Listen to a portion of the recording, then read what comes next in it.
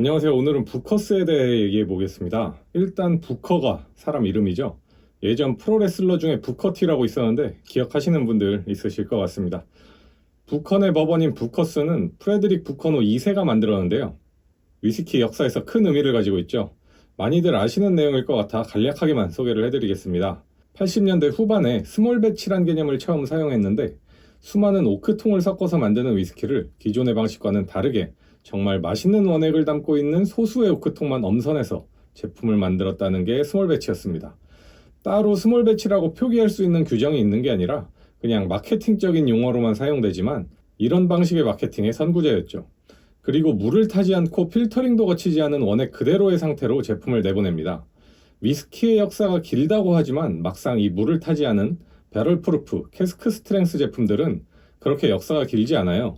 80년대에 법원에서는 부커스가 그리고 스카치에서는 사마롤리가 본격적으로 이런 마케팅을 시작했죠. 그리고 이걸 선물용으로 처음 만들었다는 스토리텔링까지 있어서 이렇게 멋진 박스에 패키징 되어 있는데요.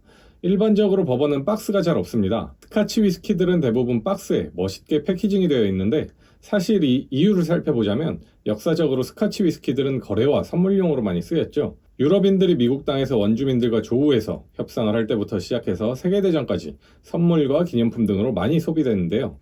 그러다 보니 내가 마시는 술보다 남에게 주는 술이라는 이미지가 생겨서 멋진 박스 포장이 발달된 반면에 버번 위스키는 그냥 자기가 마시는 위스키다 보니까 박스 포장이 거의 없습니다. 다시 본론으로 돌아와서 부커스가 버번 위스키 역사에 이렇게 중요한 의미를 갖게 된 또 다른 배경은 부커스가 처음 출시된 시기가 버번이 잘 팔리던 타이밍이 아니었거든요. 마케팅적으로 혁신적인 성과를 만들었는데 스몰 배치나 배럴 프루프 이게 기술적인 장벽이 있는 제조 방식이 아니잖아요. 그러니까 다른 회사에서 따라하려면 지금처럼 쉽게 따라할 수 있는데 버번이 유행하던 시기가 아니다 보니 딱히 이렇다 할 경쟁자도 없이 90년대에 그냥 최고의 버번으로 군림합니다. 그러면 지금도 최고의 버번이냐? 솔직히 그건 아니죠.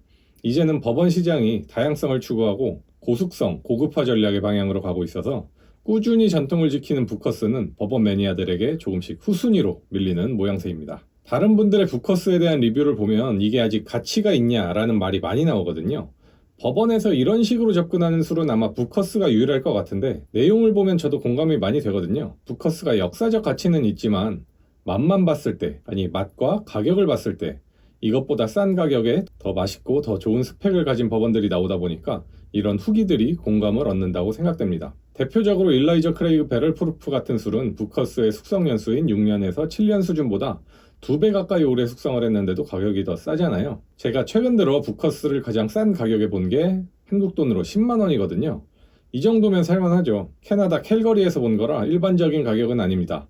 미국에서도 부커스가 예전만큼 팔리지 않아서 재고가 쌓여있는 게 꽤 보이죠. 싸고 좋은 신제품들이 잘 나오다 보니까 부커스가 이제 비슷한 가격대에서도 조금씩 밀리는 모습입니다. 그러다 보니 부커스는 결국 박스값 아니냐는 우스갯소리까지 나오는데요. 근데 박스를 진짜 잘 만들긴 했어요. 이게 나무 원목 그대로의 느낌을 잘 살려서 버번의 거친 이미지를 보여주고 또 유리 칸막이로 고급스러움까지 있거든요.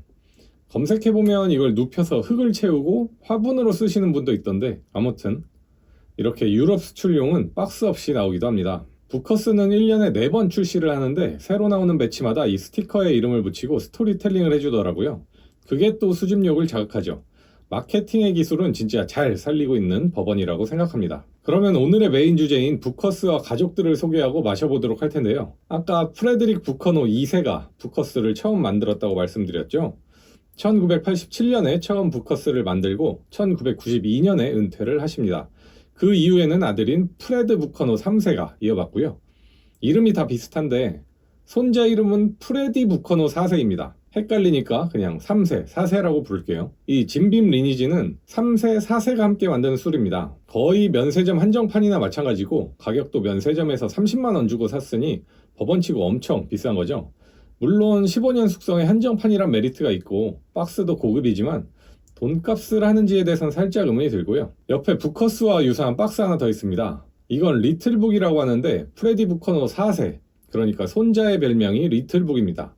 할아버지가 만드신 부커스를 손자가 뭔가 리메이크한 느낌으로 낸 건데 부커스보다 스펙은 더 좋고 가격도 비쌉니다. 이건 챕터 7으로 7번째 배치라고 보시면 되는데 이 앞에 6번 배치까지는 평가가 안 좋았어요. 비싼 가격에 비해 퀄리티가 영 별로다라는 말이 많았고 7번부터는 이제 꽤 인정을 받더라고요. 엄밀히 이건 버번은 아니고 블렌디드 위스키인데요. 7가지의 위스키를 섞은 겁니다. 꽤 많으니까 그냥 자막으로 띄울게요.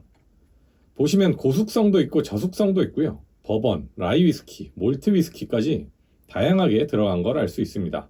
다만 이 7가지의 비율을 알 수 없는 건 아쉬운 부분이고, 맛으로 추정하자면 아마 라이 위스키의 비율이 꽤 높지 않나 싶어요. 그래서 오늘의 블라인드 테이스팅은 2세가 발명하고 3세가 이어받은 부커스와 3세와 4세가 함께 만든 리니지, 그리고 4세가 만들어낸 리틀북, 이 3가지를 가지고 과연 어느 세대가 승리자가 될지 진행해 보도록 하겠습니다. 네, 바로 마셔보도록 하겠습니다. A에선 바닐라와 체리 향이 맛있게 나고요. 여기엔 없지만 납크릭 생각이 나는 향입니다. 납크릭도 물론 진빔이라 같은 회사인데 조금은 다르잖아요. 근데 딱 향 처음 맡았을 때 이거 납크릭 느낌이 나네, 그런 생각이 듭니다. 상당히 오크 맛이 많이 나고 약간 매운 감도 있고요. 오크 맛이 많이 나는데, 오크 맛이 많이 나면 보통 고숙성이라고 생각하잖아요. 근데 고숙성이라고 생각이 들지만 부드럽진 않은 느낌, 약간 좀 거친 맛도 살아있는 그런 느낌입니다. B는 일단 아세톤 향이 살짝 앞에 나오면서 뒤에는 그 포도나 블루베리, 뭐 약간 이런 좀 파란 과일 향기가 좀 있거든요. 버터스카치가 굉장히 진합니다, 맛에서. 그러니까 아까 A에서는 바닐라 캐러멜 느낌이 좀 충만했고, B는 이 버터스카치 쪽으로 굉장히 충만한 느낌입니다. C는 일단 향에서 약간 라이 위스키, 풀향, 허브향 이런 게 좀 느낌이 있네요.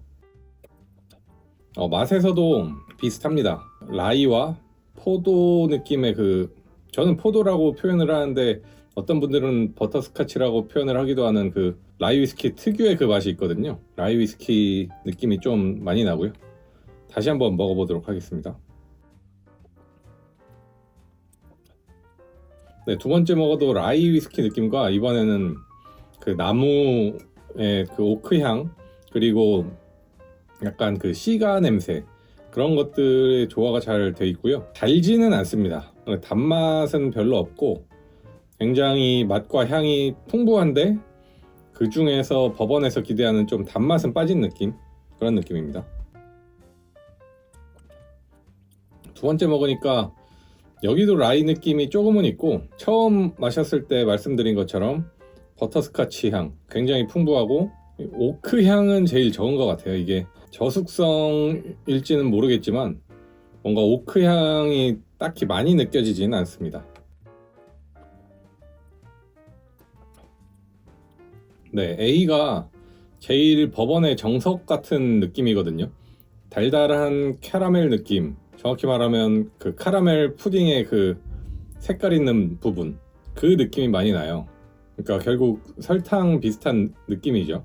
일단은 제 개인적인 취향은 라이 위스키를 그렇게 좋아하는 스타일은 아니기 때문에 라이 느낌이 적은 순으로 A, B, C 이 순으로 맛있거든요. 뭐가 뭔지 한번 정답을 공개해 보도록 하겠습니다.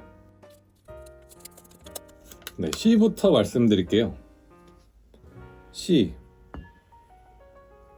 꼴찌죠.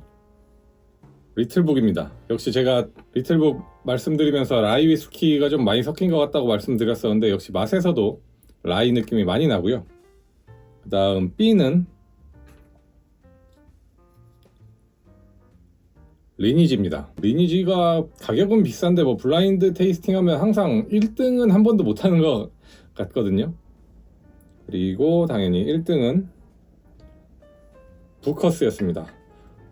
딱 세대 순으로 나왔네요. 그러니까 할아버지, 아버지, 뭐 손자, 할아버지 아들 손자라고 해야 되나? 어쨌든 이렇게 세대 순으로 맛있다는 결론이 났습니다. 저한테는요. 가격은 얘가 제일 싸죠. 가격은 얘가 제일 비싸고 1등, 2등, 3등인데 저한테 맛은 1등, 2등, 3등 이렇게 결론이 났습니다. 네, 앞에서 부커스 이제 한물 갔다는 식으로 제가 설명을 많이 드렸었는데 그래도 1등은 부커스였습니다. 네, 시청해주셔서 감사합니다. 오늘 영상 여기까지 하도록 하겠습니다.